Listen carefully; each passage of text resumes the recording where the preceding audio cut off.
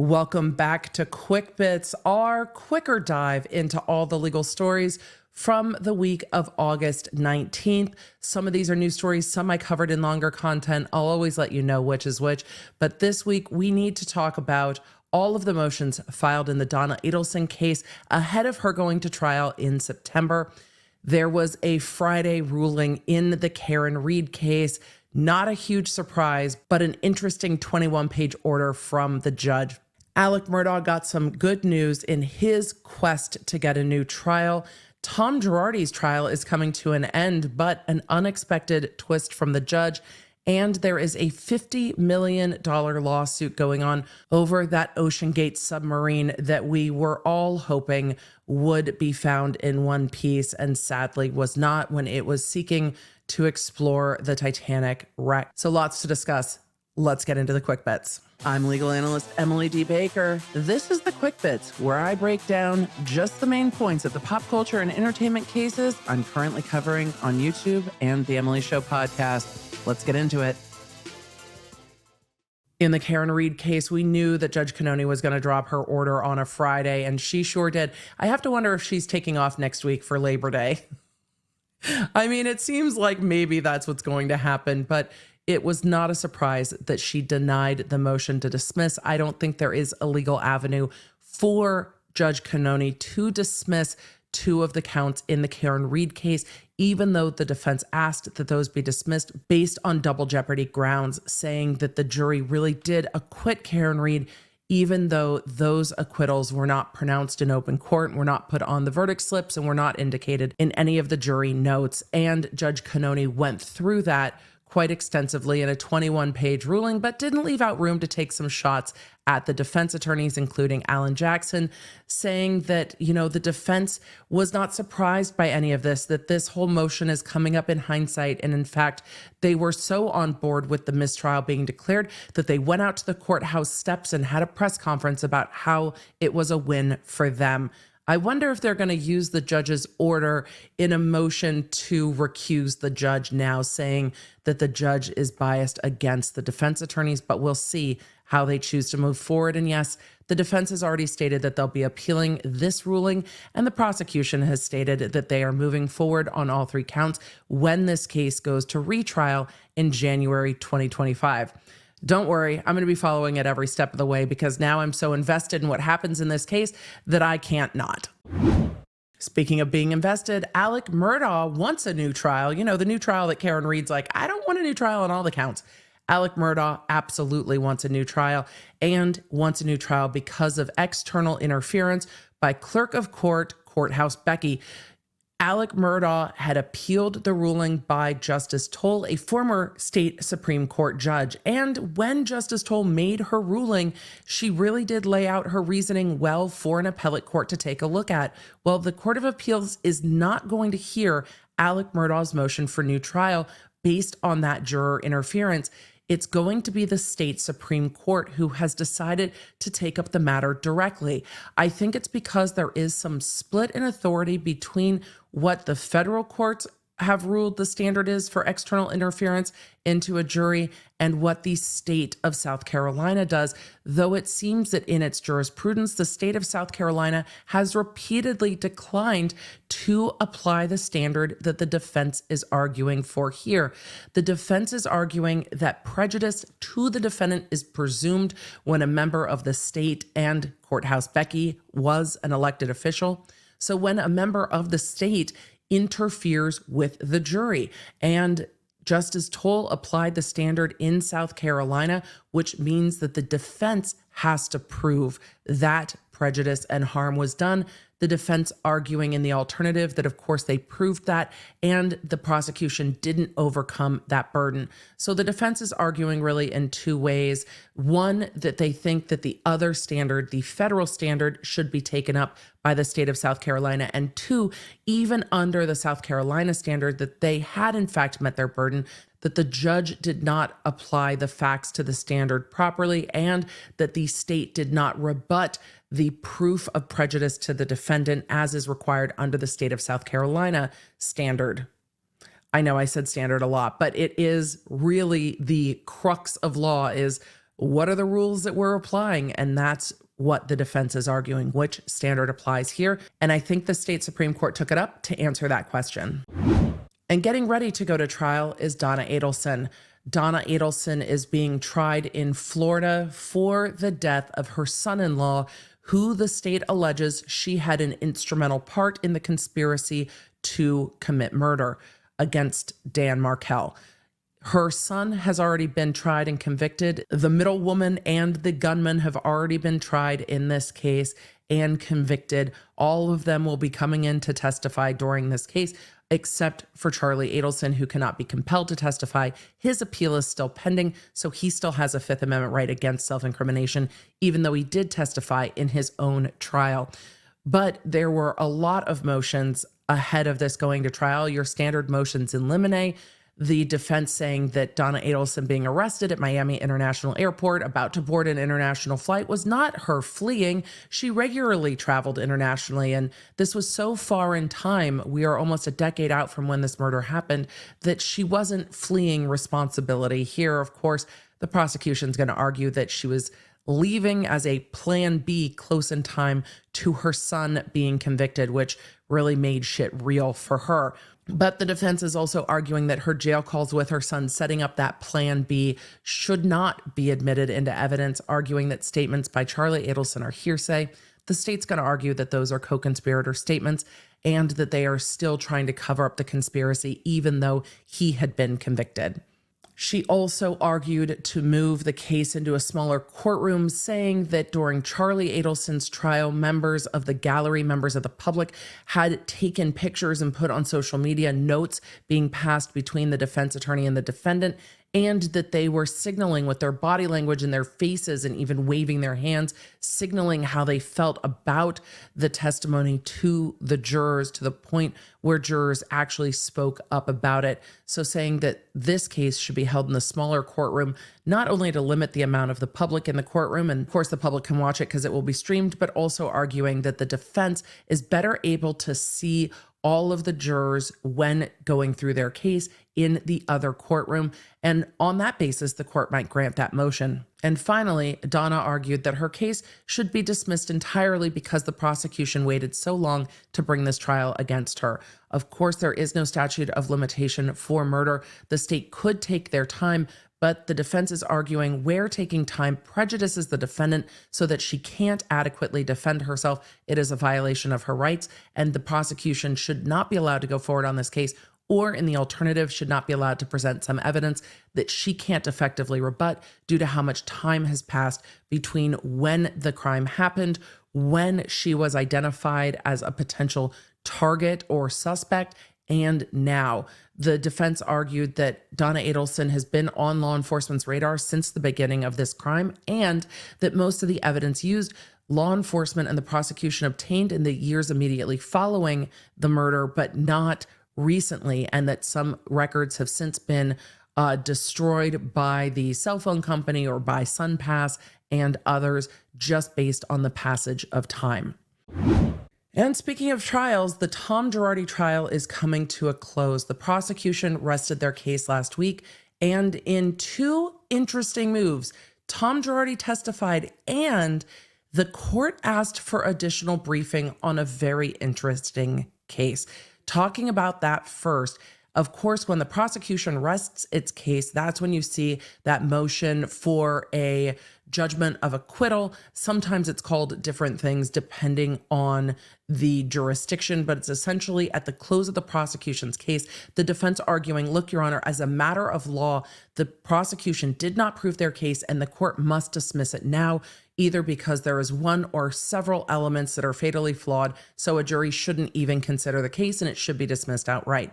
Those are very, very rarely granted, but in a surprising move, the judge actually asked for additional briefing, which we don't often see. So in that argument for judgment on acquittal and in the briefing that was filed on Wednesday, even though the prosecution rested and oral arguments were on Monday, the defense is arguing that the prosecution's wire fraud case doesn't hold water. No, it doesn't hold water.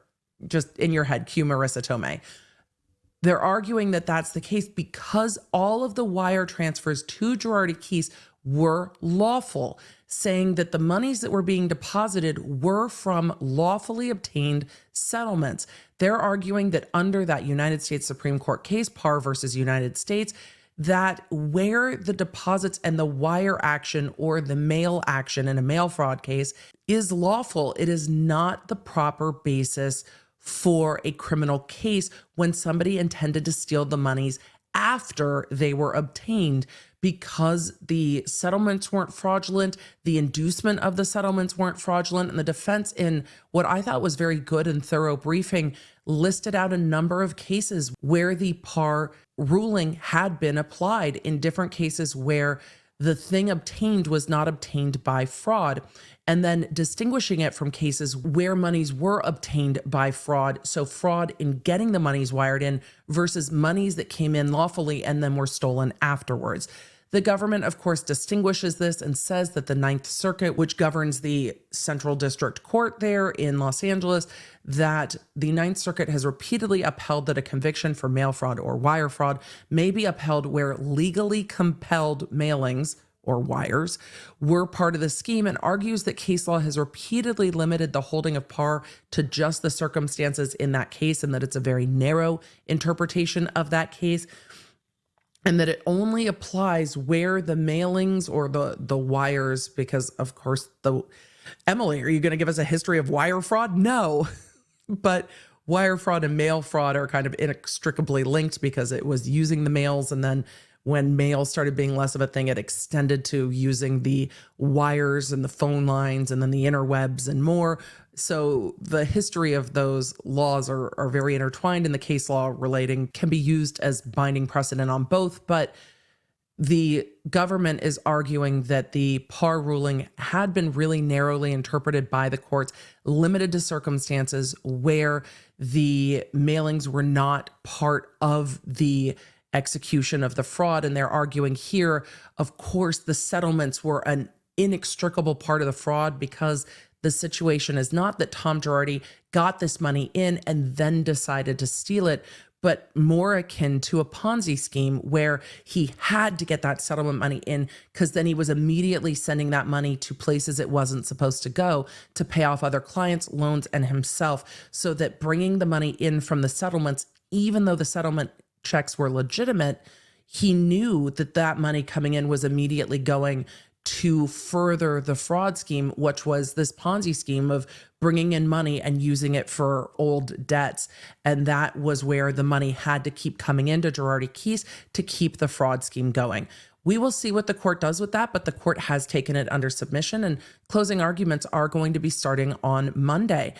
I'm interested to see what the court will do with this, even after they asked for that additional briefing, because again, there was no court on Friday. There's only court Thursday, and the court has now had time to potentially come to a ruling on this. But you would want a ruling on this judgment of acquittal before the jury comes back with a verdict, which, if closing arguments are only about 3 hours on Monday, this jury could come to a verdict at the end of the day on Monday or on Tuesday. This case isn't extremely factually complicated. It's going to be a case of whether the jury believes Tom Girardi or not, because he testified last week, and we have to talk about that.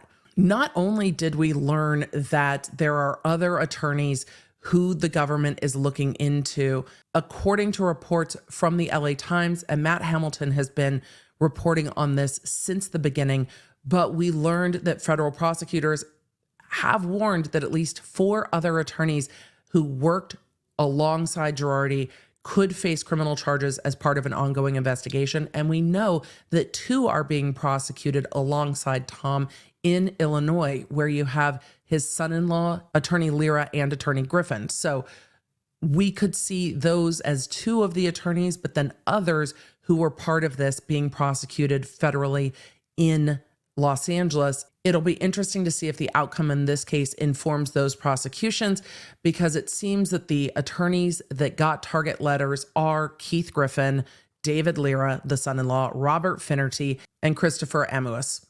And when Tom Girardi took the stand, he denied stealing from his clients.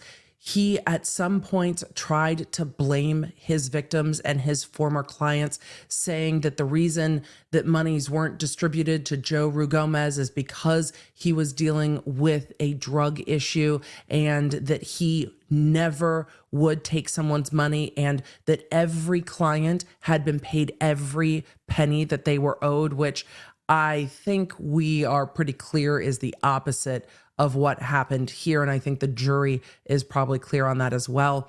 Tom Girardi is quoted as saying, "The last thing I would do is take someone's money. I wouldn't think of it." He also said that if he had known that his CFO was stealing from him, that he would have wanted him indicted and prosecuted. At one point, when asked by his defense attorney, "Tom, do you know who I am?" he responded, "I don't know. Evil, bad, mad, mean." And there were moments in his testimony when he was sparring on cross-examination with the prosecution, and the prosecution said at some point, "You are one of the best plaintiff's lawyers." Tom Girardi said, "Well, thank you. It's nice of you to say so." And then asked afterwards, "Could I have a copy of that question?" And I wonder if his cheekiness and I wonder if his sparring with the prosecution on his cross-examination will indicate where his mental acuity is to the jury, because his main defense is that he is not mentally sound. He was not able to take care of his firm. He didn't know what was going on around him. But it seems that his cross-examination was fairly sharp.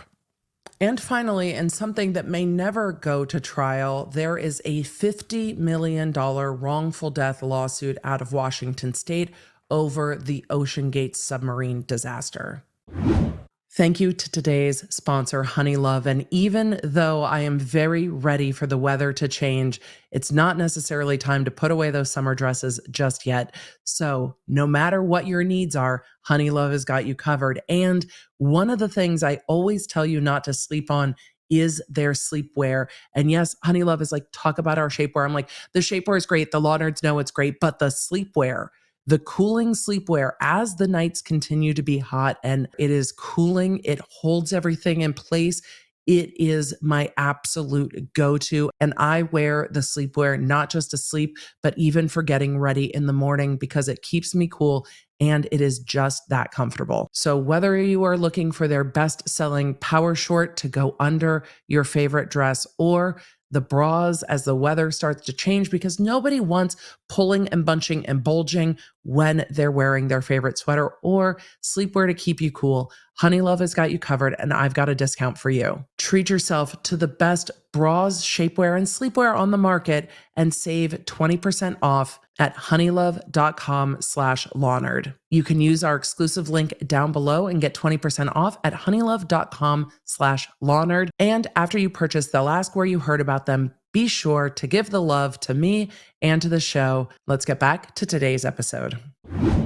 The family of French explorer Paul-Henri Nargeolet, pardon my French pronunciation because it does not exist, who was part of the Titan crew and had been referred to the deep sea community as Mr. Titanic due to his 37 visits to Titanic. The suit alleges that Oceangate CEO Richard Rush III was warned repeatedly by multiple deep sea experts and engineers about the potential fatal consequences of the choices, decisions, and actions, and that in many circumstances, Rush concealed the dangers that he was aware of, specifically providing only certain information to his crew and the public at large, including making it seem like Boeing and others were involved some way in Oceangate. They further allege that Rush and Oceangate declined to have Titan certified by the Marine Classification Society, DNV, which involves using a DNV engineer at all stages of the vessel's creation.